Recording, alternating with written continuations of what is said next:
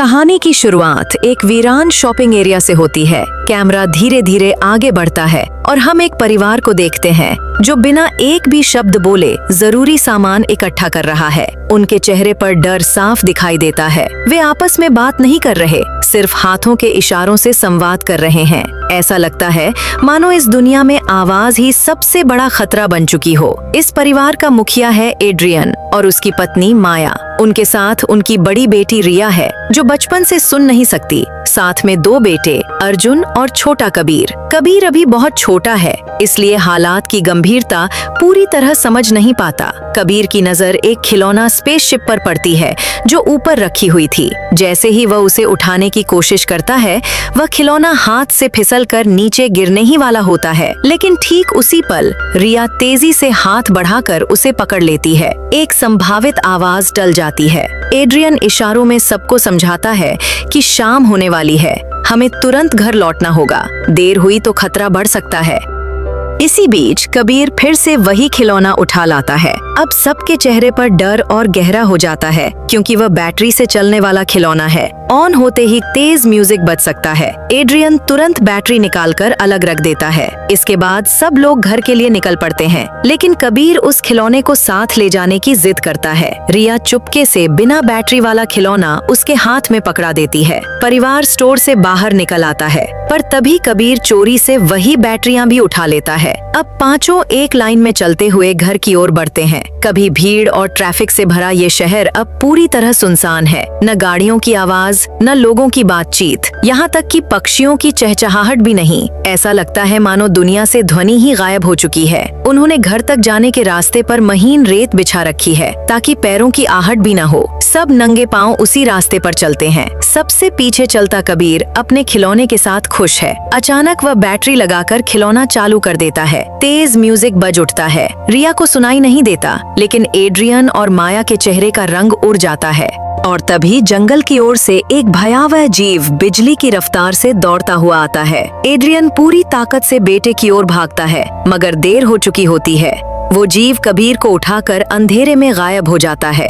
एक साल बाद परिवार अब इस खौफनाक दुनिया में जीना सीख चुका है। एड्रियन ने घर में एक रिसर्च रूम बना लिया है। उसने उन रहस्यमयी जीवों के बारे में बहुत कुछ पता लगा लिया है। वे पूरी तरह अंधे हैं, लेकिन उनकी सुनने की शक्ति असाधारण है। वे हवा की हल्की कंपन भी पकड़ सकते हैं। कोई तेज सांस ले तो वे सेकंडों में वहां पहुंच जाते हैं। उनकी त्वचा बेहद कठोर है, गोलियां भी बेअसर साबित होती हैं। एक साल पहले ये जीव अंतरिक्ष से गिरे एक विशाल उल्कापिंड के साथ धरती पर आए थे। कुछ ही हफ्तों में इन्होंने लगभग पूरी मानव सभ्यता खत्म कर दी। बचने का सिर्फ एक नियम है, पूर्ण खामोशी। एड्रियन ने घर के चारों ओर कैमरे लगाए हैं, रास्तों पर खास निशान बनाए हैं। एक अंडरग्राउंड सेफ रूम तैयार किया है जहां वो रिसर्च करता है। उसे पता है कि आसपास कम से कम 3 जीव सक्रिय हैं। वो रेडियो के जरिए मदद का सिग्नल भी भेजता रहता है। कोई जवाब नहीं आता। इधर माया गर्भवती है, जल्द ही बच्चा जन्म लेने वाला है। बच्चे के रोने की आवाज सबसे बड़ा खतरा हो सकती है, इसलिए उन्होंने एक साउंड प्रूफ बॉक्स तैयार किया है जिसमें ऑक्सीजन सपोर्ट भी है। रिया के लिए एड्रियन ने एक खास हियरिंग डिवाइस बनाया है। पहले कई बार कोशिश कर चुका था, पर सफल नहीं हुआ। इस बार डिवाइस काम करता है। जब रिया पहली बार आवाज सुनती है तो उसकी आंखों में आंसू आ जाते हैं, मगर उसके दिल में अपने छोटे भाई की याद और अपराध बोध भी है। वो खुद को उसकी मौत का जिम्मेदार मानती है। एक दिन एड्रियन अपने बेटे अर्जुन को नदी किनारे ले जाता है। वहाँ एक झरने के पास वो उसे समझाता है कि पानी की तेज आवाज में हम बात कर सकते हैं। झरने की आवाज हमारी आवाज को छिपा देती है। अर्जुन पूछता है, क्या आप रिया को दोषी मानते हैं? एड्रियन कहता है, नहीं, जो हुआ वो किसी की गलती नहीं थी। उधर घर पर माया अकेली है। तभी उसे प्रसव पीड़ा शुरू हो जाती है। वो बेसमेंट की ओर भागती है। सीढ़ियों पर पड़ा एक निकला हुआ कील उसके पैर में धंस जाता है। दर्द असहनीय है, पर वो आवाज नहीं निकालती। उसके हाथ से फोटो फ्रेम गिरकर टूट जाता है। आवाज सुनकर एक जीव घर की ओर बढ़ता है। माया टाइमर सेट कर एक कोने में रख देती है। और खुद दूसरी तरफ छिप जाती है। अलार्म बजते ही जीव वहां भागता है और माया मौके का फायदा उठाकर बाहर निकलती है। लेकिन बाहर एक और जीव मौजूद है। वो ऊपर बाथटब में छिप जाती है। दर्द बढ़ता जा रहा है। जीव पास आ चुका है। उसी समय दूर अर्जुन फ्लेयर रॉकेट दाग देता है। तेज रोशनी और आवाज से जीव का ध्यान भटक जाता है। रॉकेट्स के शोर में माया दर्द से चीखती है और बच्चा जन्म लेता है। दूर से रिया भी फ्लेयर्स देख लेती है और घर की ओर दौड़ पड़ती है। एड्रियन घर पहुंचता है। सीढ़ियों पर खून के निशान दिखाई देते हैं। वो उनका पीछा करते हुए बाथरूम तक पहुंचता है। एड्रियन को पहले लगा था कि शायद वो उस दानव का शिकार हो चुकी है। वो टूटकर वहीं बैठ गया। आंखों से आंसू बह रहे थे। तभी शावर के धुंधले कांच पर एक हाथ उभरता है। वो माया थी, जिंदा। इतनी भयानक हालत में भी उसने खुद को संभालते हुए एक बेटे को जन्म दे दिया था। माया को जीवित देखकर एड्रियन कुछ पल के लिए स्तब्ध रह गया, लेकिन उसे पता था कि खुशी मनाने का ये वक्त नहीं है। किसी भी क्षण नवजात रो सकता था। वो तुरंत माया और बच्चे को सहारा देकर नीचे बने सुरक्षित कमरे की ओर ले गया। अंदर पहुंचते ही उसने बच्चे के मुंह पर छोटा ऑक्सीजन मास्क लगाया और उसे साउंड प्रूफ बॉक्स में सुरक्षित कर दिया। कुछ ही सेकंड में रोने की आवाज पूरी तरह बंद हो गई। दोनों ने थकी हुई राहत की सांस ली। धीमी आवाज में एड्रियन ने माया को बताया, मैंने इन जीवों की एक कमजोरी खोज ली है। बस थोड़ा समय और मैं ऐसा उपकरण बना दूंगा जिससे ये हमारे करीब भी नहीं आ पाएंगे। उधर रिया घर की ओर लौट रही थी। खेतों के बीच से गुजरते हुए उसे दूर एक टिमटिमाती रोशनी दिखी। वो सावधानी से उस दिशा में बढ़ने लगी। उसे अंदाजा नहीं था कि एक जीव उसकी चाल की हल्की कंपन को महसूस करता हुआ उसके पीछे पीछे आ रहा है। जैसे ही वो जीव रिया के बेहद करीब पहुंचा, अचानक उसकी कान की मशीन से तीखी, चुभती हुई ध्वनि निकलने लगी। वो आवाज इतनी तेज और नुकीली थी कि वो दानव बुरी तरह तड़प उठा। उसने अपने सिर को झटका, जैसे उसके अंदर कोई नुकीली चीज चुभ रही हो। कुछ ही पलों में वो पीछे हट गया और तेजी से दूर भाग गया। रिया भी उस फ्रीक्वेंसी से परेशान हो गई थी। उसके कानों में झंझनाहट होने लगी, लेकिन जैसे ही जीव दूर हुआ, आवाज बंद हो गई। वो हैरान थी, ये क्या हुआ? उसे समझ नहीं आया कि उसकी मशीन ने अचानक ऐसा क्यों किया। वो इस बारे में सोचती रही, मगर फिलहाल उसके पास रुकने का वक्त नहीं था। वो उस रोशनी के पास पहुंची। वो एक टॉर्च थी। रिया जैसे ही उसे उठाने झुकी, वो घबरा गई, लेकिन सामने अर्जुन था, झाड़ियों के पीछे छिपा हुआ, डर से कांपता हुआ। रिया को देखकर उसकी सांसें सामान्य हुईं। वो धीमे स्वर में बोला, मैं दूर से तुम्हें देख रहा था। मैं समझ नहीं पा रहा था कि तुम्हारे पीछे जो था वो अचानक क्यों भाग गया। रिया ने उसकी ओर देखा। उसकी आंखों में पहली बार डर के साथ साथ उम्मीद की एक हल्की चमक भी थी। उन्हें अभी ये नहीं पता था, लेकिन शायद यही वो कमजोरी थी जो इस दुनिया को फिर से इंसानों के लिए सुरक्षित बना सकती थी। उधर सुरक्षित कमरे में माया बेचैन हो रही थी। उसका दिल घबराहट से भर गया। मुझे डर लग रहा है, कहीं उन जीवों ने बच्चों को ढूंढ तो नहीं लिया। उसने धीमे स्वर में एड्रियन से कहा, तुम उन्हें ढूंढ कर लाओ प्लीज। एड्रियन ने माया और नवजात को आराम से लिटाया और बाहर निकल पड़ा। उसने पहले पूरे घर के आसपास खतरे की जांच की। वो जीव जा चुका था, लेकिन घर पूरी तरह बिखर चुका था। फर्नीचर टूटा हुआ था, दीवारें क्षतिग्रस्त थीं, एक पाइप फट चुका था और पानी तेज धार की तरह नीचे बेसमेंट की ओर बह रहा था। लेकिन एड्रियन का ध्यान इस पर नहीं गया। वो बच्चों की तलाश में खेतों की ओर दौड़ पड़ा। उधर रिया और अर्जुन अनाज रखने वाली ऊंची लोहे की टंकी के ऊपर छिपे बैठे थे। उन्होंने दूर से ध्यान खींचने के लिए हल्की आग जलाई ताकि धुआं देखकर उनके पिता उन्हें ढूंढ सकें। कुछ समय बाद बेसमेंट में पानी की तेज आवाज से माया की आंख खुली। उसने देखा कि नीचे का कमरा पानी से भरता जा रहा है। ऊपर से पाइप से झरने की तरह पानी गिर रहा था।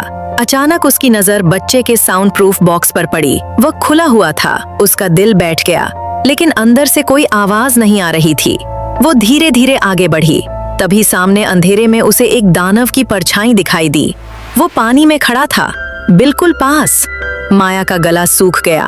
उसे लगा शायद उसका बच्चा अब नहीं रहा, क्योंकि वह बॉक्स दूर था और वो अंदर देख नहीं पा रही थी।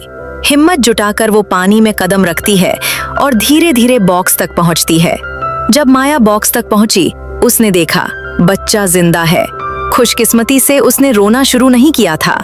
माया ने उसे उठाया और एक कोने में खड़ी हो गई। दानव अभी भी वहीं मंडरा रहा था।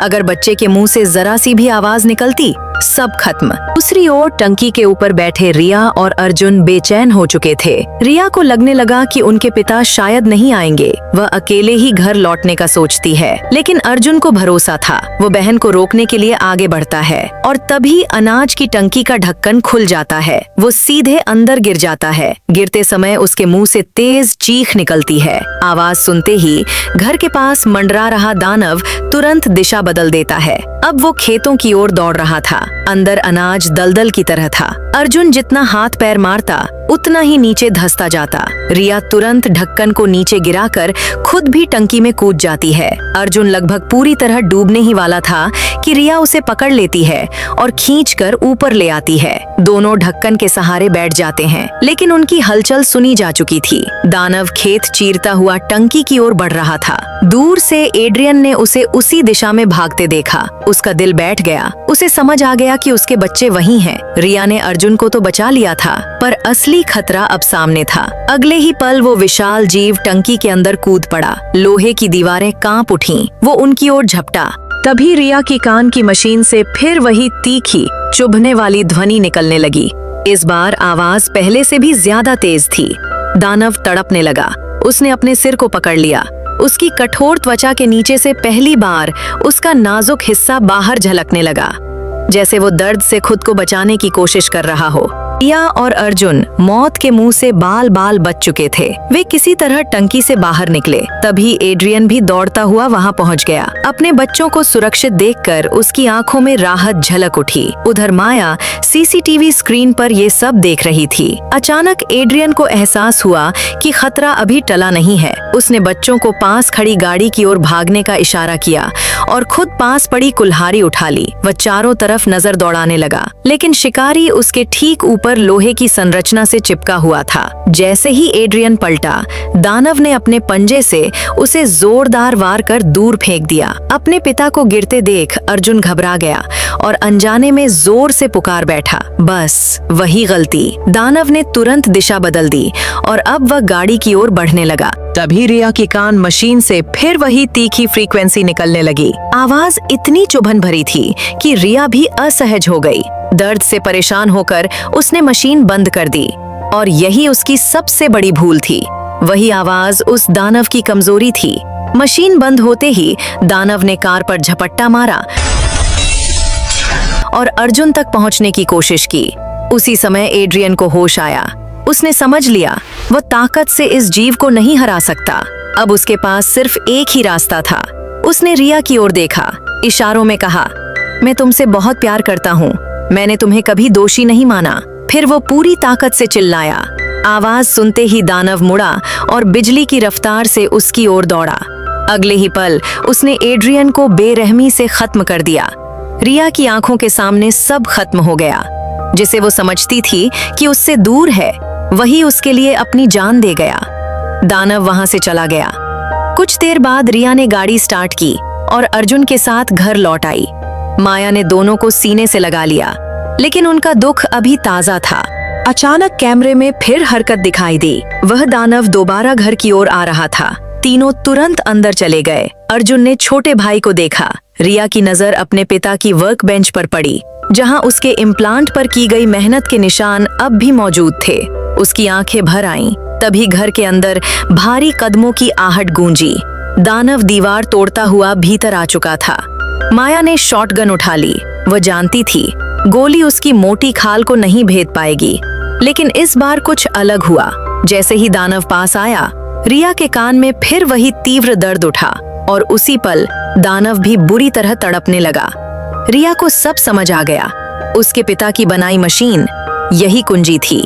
उसे याद आया, रिसर्च नोट्स में दर्ज था कि ये जीव हाई पिच फ्रीक्वेंसी बर्दाश्त नहीं कर सकते। इससे पहले कि देर हो जाती, रिया ने इम्प्लांट की पावर बढ़ा दी। तीखी ध्वनि पूरे कमरे में फैल गई। दानव जमीन पर तड़पने लगा।